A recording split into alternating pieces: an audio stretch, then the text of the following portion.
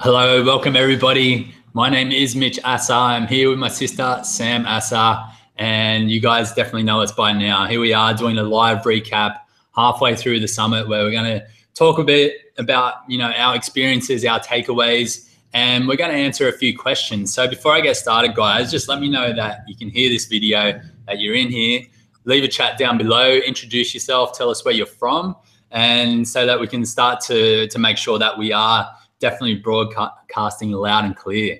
So we're really excited for this. It's going to be a nice little 45 minutes to an hour where we can spend a bit of time with you, add as much value as possible, and really, answer those questions that keep coming in. There's been a few, first of all, before I do want to get into that though, I just want to say how incredible everyone on this in the Facebook group has been, how incredible everyone who's been tuning into the summit have been, because the feedback that we've been getting this year is just beyond unbelievable. It's been the best ever in terms of the quality of the content that we've brought into the summit. So we just want to thank you. We also want to thank you for, following along. There's a few people who don't read all the emails, but that always happens. But most of you are doing amazing, and, we really just want to take the time. Thank you for tuning in. It really means a lot to us. So again, if you are here, leave a chat down below. Let us know that you can hear us. Let us know where you're from, and we'll be able to get on with this now. So while I go over a couple of things, Sam, tell us a little bit about what you've been up to and a little bit about the summit so far. Yeah, awesome. Hi, everybody. Again, backing up what Mitch just said, I'm super grateful and touched with all the people coming through and watching the summit and the feedback that you guys are giving and the fact that you're loving it. It means a lot. I think it warms my heart to read everything and see what you guys are taking out. So thank you so much, and thanks for everyone's contribution to that as well.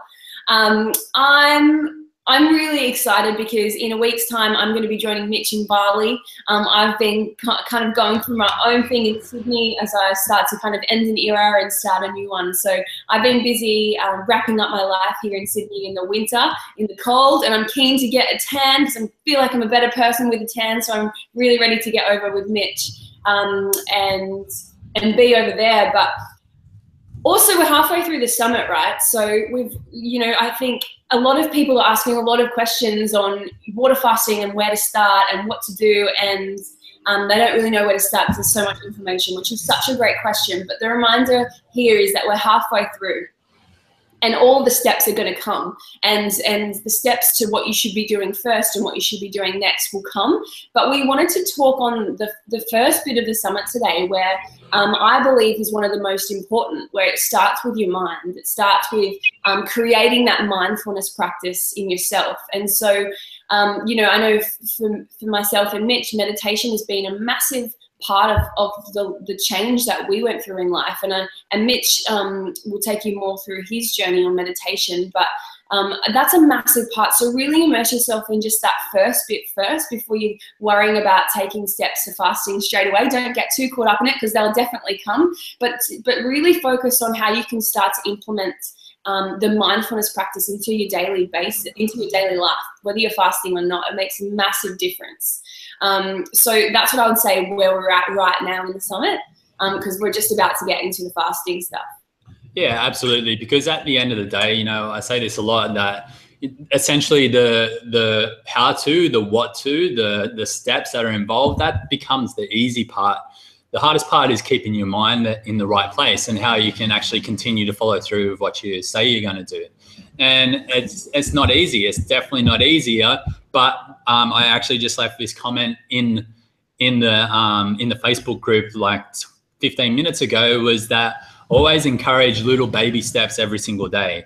And a lot of people ask me, Mitch, how do you have the discipline to eat raw foods for most of the day and not eat cooked foods all the time? Or how do you have the discipline to do a 10, 15, 20 day juice fast? How do you have the discipline to do a water fast? And if I tried to do that 5, 6, 7 years ago, there's no possible way I could have followed through. But over time, I've taken the steps, I've failed, I've taken more steps, I've failed again. And then I realized that it's just about, not being hard on yourself, but allowing your body to make those mistakes or failures, but you just got to keep taking steps towards your goal each and every day. And some days that means you just lie in bed and you don't do anything at all, and you eat one of those meals that you've just been craving for a long time, and then you wake up tomorrow and then you have fresh green juice and move on that way. So Sam, talk about I've actually never asked you this, but talk about how you got into meditation and why. Okay, well, actually you helped me massively get into meditation, because I'm quite like this, you know, I do have a bit of a stubborn kind of impatient side to me. And so sitting there in silence, I didn't really like the thought of, and I always thought I wasn't like a yoga person. Like I was always like, it's so boring, blah, blah, blah. I was one of those, put it into that category. And I remember the first time I did that my 7-day juice fast, I just like, there was this thing that was calling me to become more mindful and create more space and quietness for myself. Like I just was going towards that, but I didn't really know how to meditate. And I wasn't a massive fan of like listening to music, like the sounds and stuff. Like I was like, surely there must be something else that you can do.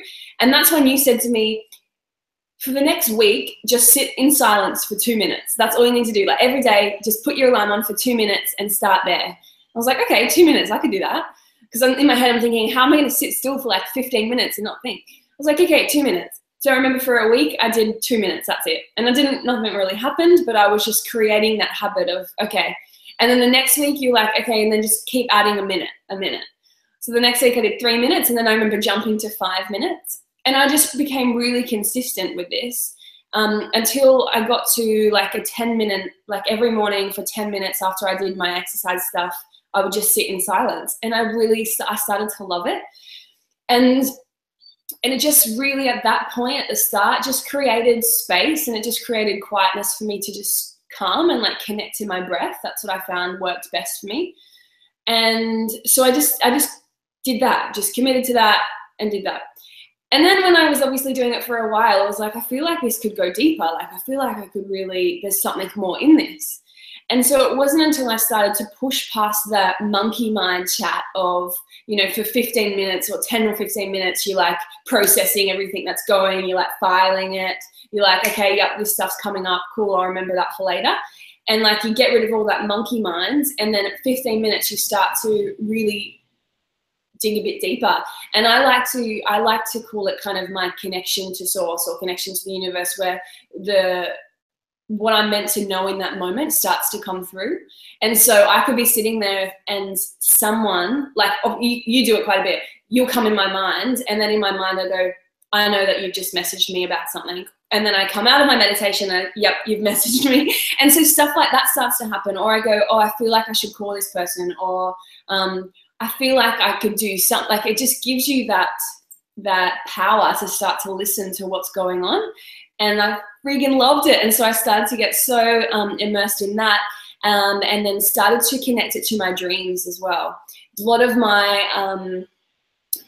my processing and stuff that happens in dreams, I was beginning to meditate as soon as I woke up, and then pulled out the learnings and what my dreams were symbolizing. And there's so much power in that, man. Like that was awesome. And so meditation's really helped me to be able to connect with that as well. So yeah, that was, so like what, 3 years ago or something was when I first started just that small baby steps into meditation and just creating stillness. And now that I really love that just stillness and being able to just sit in silence and let yourself go deeper, it really starts to help me be creative and help me be help me listen to what's going on and what I need in that moment. So it's really powerful. Yeah, amazing. That's really cool. And I think a lot of people can draw a lot of inspiration from that, because you know, we all tend to think that if we're sitting there in meditation and there's things in our mind, then we're doing it wrong. Where I have the completely different belief is that is perfect. That is exactly right. It's exactly what needs to happen in that moment. And as you understand that, then that's when you sort of let down the guard, and then you get to a point where things do start to open up, and that's where it gets exciting. So it's really cool that you covered that, because I actually wanted to dive into that as well. But before I do, you know, for people on here live now, if you do have a question, that's what we're here for. Start asking them now. There's like a 10 to 20 second delay with YouTube hangouts. So they'll pop up as we continue to talk. So ask those questions, ask away. We'll stick around and answer as much as we can for you. But yeah, I wanted to cover that as well, talking about how I got into meditation. And for me at the time, I actually started meditating before I actually started getting healthy. So I did sort of the opposite. And I can definitely say that meditation was one of the biggest catalysts in allowing me to continue on my health journey, because I had the mind control up here to be able to stay on track and to be able to alleviate those cravings, to be able to, center myself whenever I was stressed out and wanted to reach for those bad foods. So the reason why I wanted to meditate initially was for performance. So I was reading a lot of articles about all of these top CEOs around the world and salespeople and all of these different people who were performing at a higher level, like Oprah, one of the most influential women in the world. And so I got into it for that reason. I wanted to be able to perform at a higher level. At the time I was working in sales. I wanted to be able to do more sales in the company that I was working for. And within 30 days, I actually doubled the sales that I was doing. And, maybe that was a correlation between, meditation, and maybe it was a correlation between something else. I'm not exactly sure, but I definitely think meditation had something to do with it. So I got into it that way. However, I found it the hardest thing ever to get into. Meditation for me was one of the toughest things to start. Sometimes I'm a bit of an all or nothing person, and I can dive right in and just get straight into it. Meditation, I couldn't do that. I'd failed at least 3 times before trying to build up a meditation progress. But Sam mentioned my little secret there, where what I did was I started at 2 minutes a day. So just 2 minutes every single day, no matter what. I'd sat there. I had a really cool app called Insight Timer, where it will ding you in and out on 2 minutes. And it also kept track. So I was keeping track. I was going for 2 minutes for a week. And then the next week I doubled it. So I was doing 4 minutes. The next week I doubled it. So I was doing 8 minutes. So there was these small increments, these small little climbs every single day. It probably wasn't even every single day in the start. I think I probably missed, 1 or 2 days a week, but I just kept coming back to it, And then, you get to 15 minutes and you feel like a complete new person. And that happens in less than 30 days. And then all of a sudden, life starts to become a little bit easier. So all of those little annoyances in life start to disappear, like, technical problems on the computer, or, getting caught behind someone in the traffic, or, all of these little things that once annoyed you start to disappear, and you realize that you're holding on to those stuff, not because of who you are, but because of the people around you when you're growing up. And then, you start to want to do better things with your life, like exercise more, eat more healthy. And then when you do actually take action and do that, when you become stressed and want to reach for the bad foods or not go and do that exercise, you can meditate for 10, 15, 20 minutes.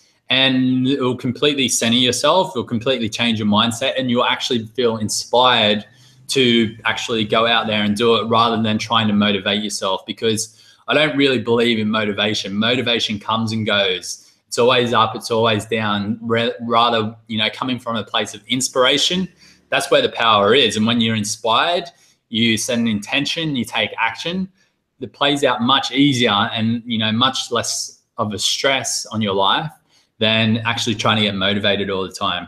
So that's really our message today, is when you come from a place of inspiration and intent rather than motivation, then life becomes so much easier. Getting healthy becomes so much easier. Fasting becomes so much easier. And, the possibilities are limitless, basically. Yeah, that reminds me of, what you were saying before around people saying, how have you got the discipline to do what you're doing, right? And I think this correlates with meditation as well, because, a lot of questions that are coming up with people around what fast they should be doing, like how do they do it, how many days.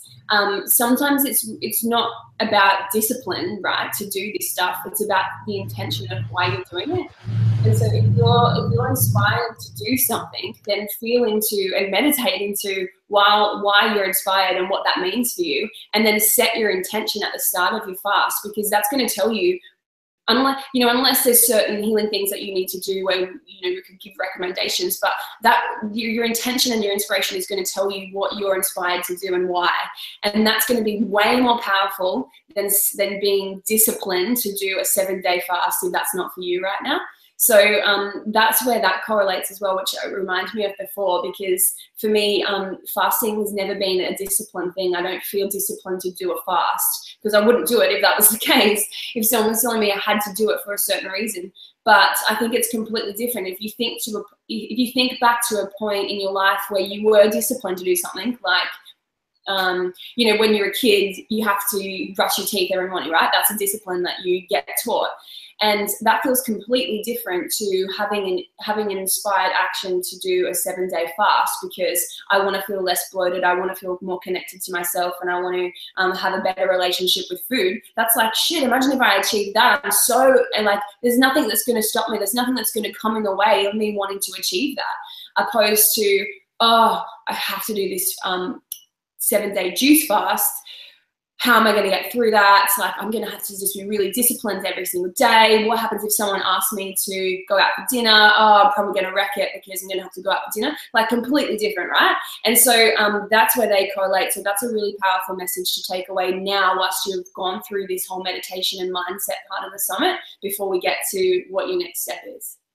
Yeah, absolutely. And, and when we talk about intent, it doesn't mean that we have to be, it's not this hippie woo-woo sort of new age sort of term, even though that's definitely taken over. But your intent holds a lot more power in it than we're led to believe.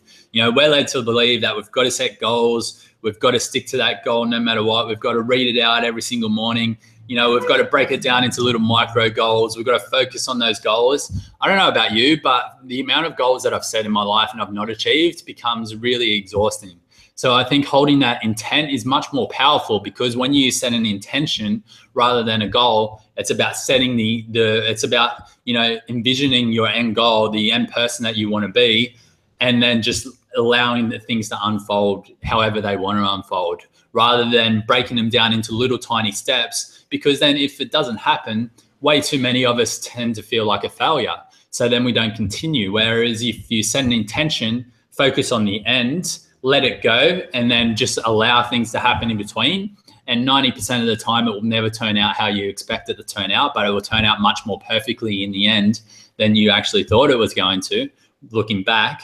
But, that intention is so much more powerful. And I think goals are on their way out. It's a bit of an old paradigm now. And the new paradigm that people can tap into is an intention. And when you actually really embrace that and really, believe in that, you have no idea some of the things that can happen and unfold, and they'll unfold in the mysterious ways. But it's so much more fun, and it's so much more of a mystery, and it makes it more enjoyable along the way as well. And you don't feel like a failure. So it's a bit of a bonus there. Sam, what else is coming up for you now? So do we have any questions come through yet? Anyone? No questions. So not as many viewers as last time, but we'll definitely have a few thousand people coming up over the next few days watching this replay. What are some of the biggest ones coming up that we can remember? Can you remember any of the biggest questions that are coming up so far? Let me think. I think a lot of the questions that are coming up for people right this minute is, what steps do you take? There's so much information. How do you know what's to do next and what steps to take? And like I said at the start, that's coming with a lot of our speakers like Tegan Steele and stuff. She literally takes you through a step-by-step of what a juice fast looks like. Things like that are coming. But,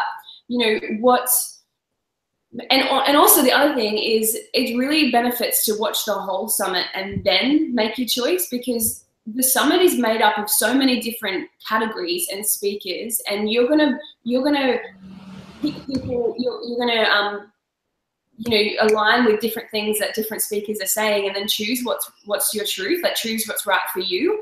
And so there's a lot of benefits in waiting until the end of the summit. Then you can kind of think back to everything that you just learned, if you can remember. I know it's a lot to take in, and then choose what kind of feels right for you in that moment, because like it can be, trying to make a decision now whilst there's so much information to come, can be quite overwhelming. So I mean, such a good point. And that's how I learn, whether I'm reading a book, going through an online program, or, however else. I always sit down and go from start to end as quickly as possible, just listen passively. And then I sort of, consciously become aware of the things that resonate with me. And then I go back and then I dive into that bit, really dive into it, take some action, get a direct experience of how I feel.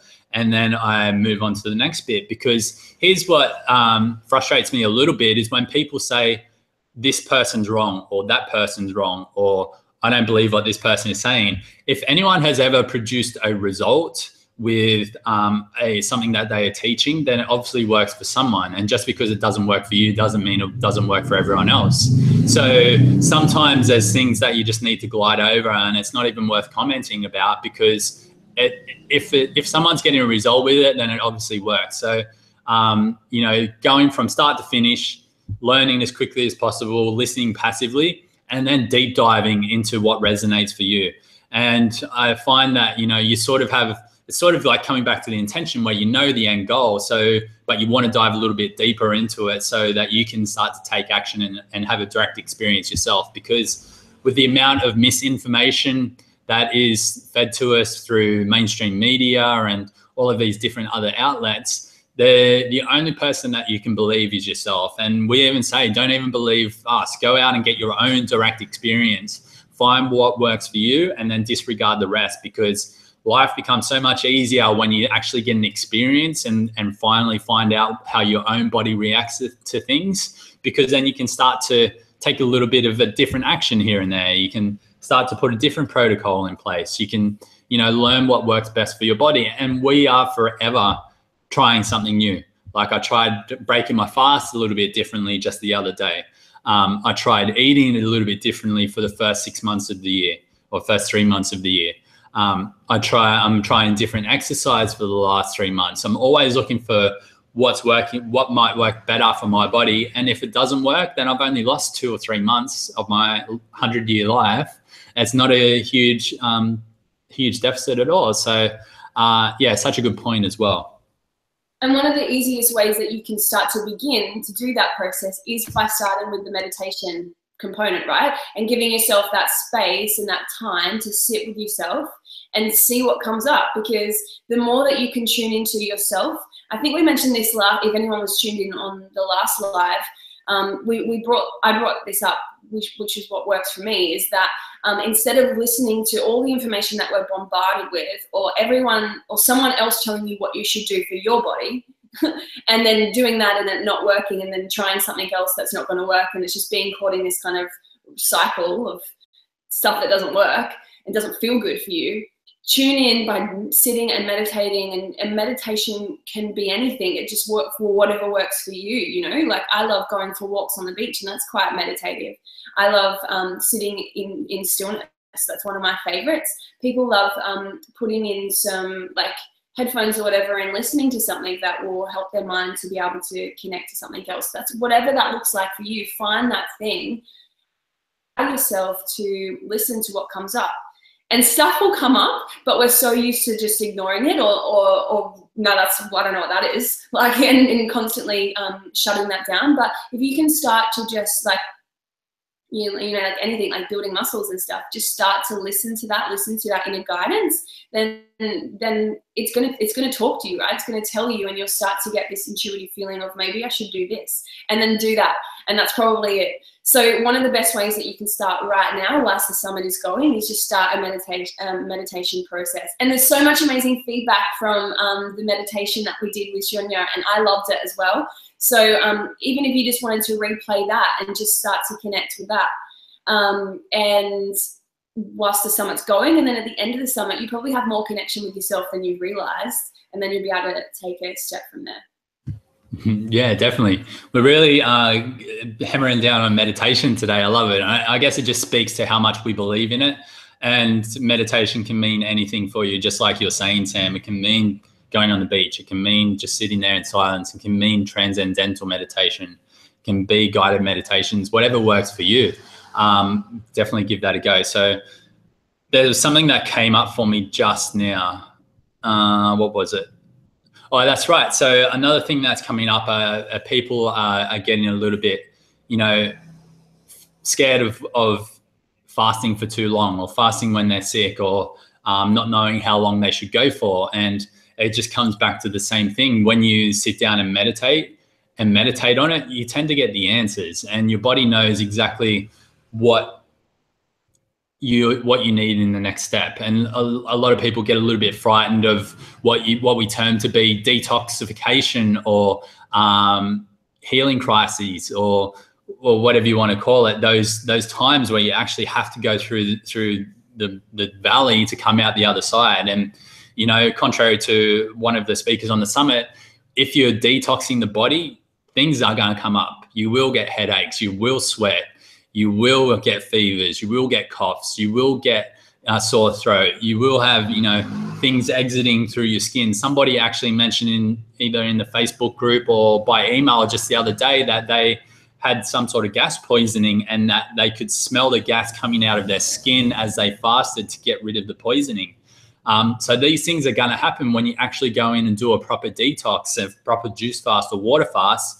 Your body's going to start to get rid of a lot of stuff, and it can be scary for a lot of people, because especially if you've never experienced that before, because it can be a little bit daunting. You've not, it's new territory. We're afraid of new things, but just knowing that if you can meditate on it, and if you can sit still and ask your body, how is it feeling? Is this feeling okay? If you can truly connect to yourself, your body knows that it's got it. It's like, Mitch, I've got this. You sit back, you relax. I'm going to purge this stuff out, and we're going to feel better afterwards. And you start to trust yourself a little more, and things get a lot easier. Yeah, and sometimes you can then start to get a bit excited about what you're going through, because you're about to be a completely different person on the other side. And I spoke to someone on the summit about this, about looking at as if it's a rainbow, right? And there's gold at the end of the rainbow, but sometimes to get there, the journey is a little bit tough. And so the detox that you go through, especially in the first part of starting a fast, is crap. And I remember my first water fast, I actually thought I was going to die. Like, I didn't want to get out of bed. I didn't even want to wake up, because it was just like so painful. But then at the other end of the rainbow, right, when I come out that other end, completely reborn, like a new person. And so now I actually get excited when I even have like sickness come up for me, because I'm like, oh, something's in my body that's not meant to be there, and it's trying to get out.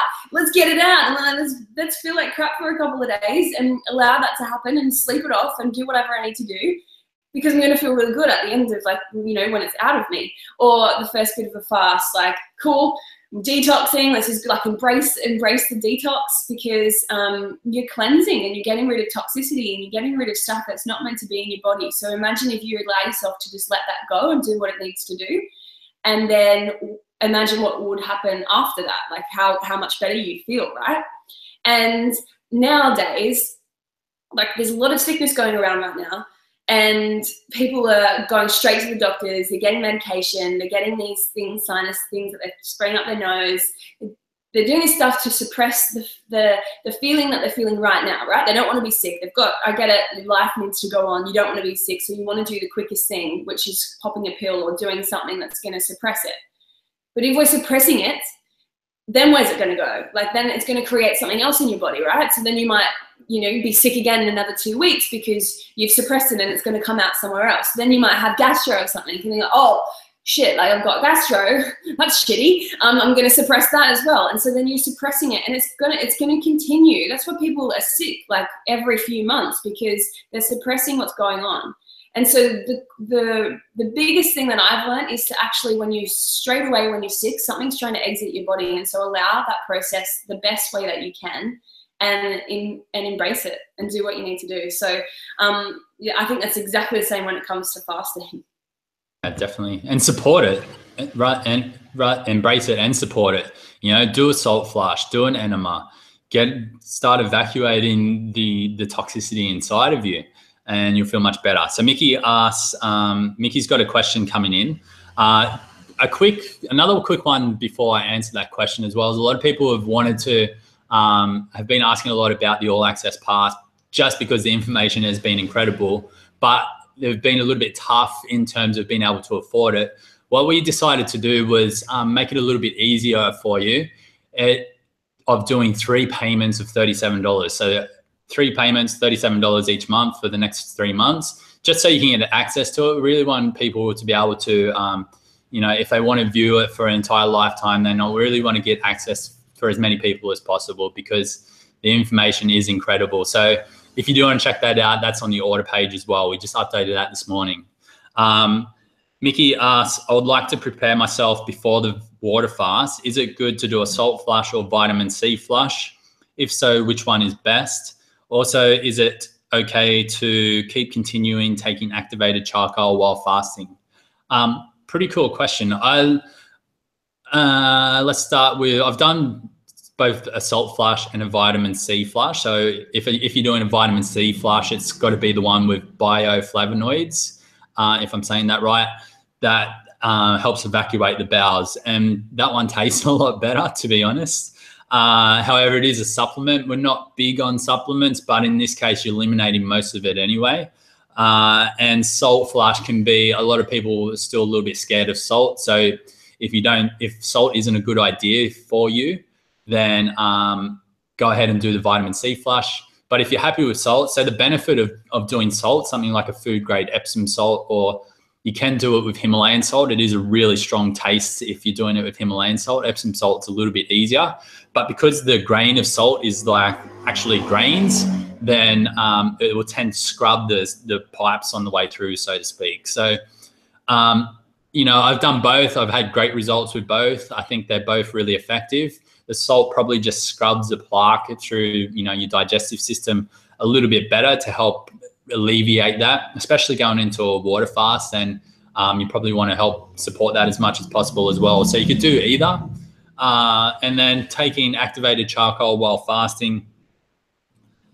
I've never actually done it. So it wouldn't actually, you know, bring your body out of that fasted state. It would probably help bind to some toxins and pull them out. However, on a water fast, I'm always more inclined to say just water on a water fast. And even when doing enemas, you know, some people do coffee enemas on a juice fast, which is fine. I think they're great as well. However, on a water fast, just doing water enemas. So maybe adding a little bit of bicarb soda to the water to really make sure it's alkaline water, or a little bit of salt, and then doing enemas that way. I'm always a fan of keeping the water to just water, sometimes adding a little bit of salt to it. And then juice fast is when you can start to add in some of the other things like your herbal teas, like your coffee enemas. Probably doing an activated charcoal on a juice fast would be not too bad as well. And yeah, that would be my opinion. Sam, all good? Yeah, I think that's perfect. I usually would tend to do a colon cleanse leading into a water fast as well. So if you wanted to spend a little bit more time preparing to go into a water fast, then usually like a 4-day colon cleanse or something, even getting a colonic is what I tend to do, just because I like that easing into it instead of just going from eating to then like not. I think the colon cleanse really sets me up. You just like either apples is what you're eating on a colon cleanse, and then I'd go to a few days juices, so then you're like leading into it quite nicely. So that's just my personal. Yeah, and the colon cleanse is pretty easy to do most of the time while you're working, or you know, living your life day to day. Because you know, whenever I do like a 4-day colon cleanse leading into a fast, I feel more full than ever before. And you know, you can even add a little bit of honey to it to sweeten it up, and it tastes fine. So that is all good. Thanks for the question, Mickey. Mickey says, I've never done salt, so I'll stick to vitamin C flush. Thanks, Mitch. Okay, stop for charcoal and start again after the fast. Yeah, definitely. I think that's a good protocol as well. And I'm actually looking forward to getting back onto activated charcoal at the end of next month. after I've done my full cleansing. So right now I've done 20. So I did a 4-day colon cleanse at the end of last month, 19-day juice fast. I'm doing raw food for the next 20 days. And then we're doing our next 14-day juice fast when Sam gets here in Ubud. We've got 6 people in total, a nice little group of friends going to Ubud. We've got a nice 5-bedroom villa that we're going to spend a little bit of time, and we really want to aim to keep you guys updated on that and really talk about our progress as well. We're doing a specific progress called a specific protocol called juicing the rainbow bridge. Now, it's something that we've never done before. It's a process of juicing the colors of the rainbow. So we're doing the first 2 days red, first 2 days, next days orange, and then yellow, green, blue, indigo, violet is sort of like the all together as one, those last 3 colors on the end, which we'll do coconut water. We don't really have access to blue, indigo, or violet fruits here in Bali. But it's a process of waking up the cells. And if you'll notice the colors of the chakra system, if you're going back to that ancient text, then it actually, those colors start from the bottom to the top, where we're going red, orange, yellow, green, blue, indigo, violet at the top as well.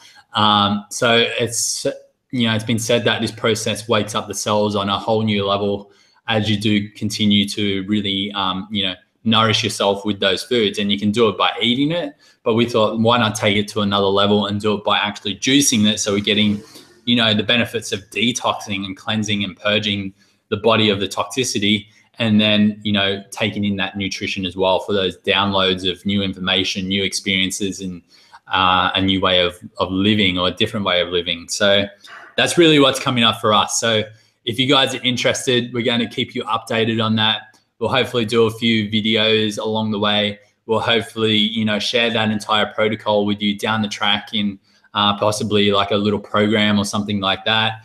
And it will really be a really good way to wake up the cells as well. So I think we're going to wrap this up. Sam, any remaining wise words of wisdom from you from Sydney?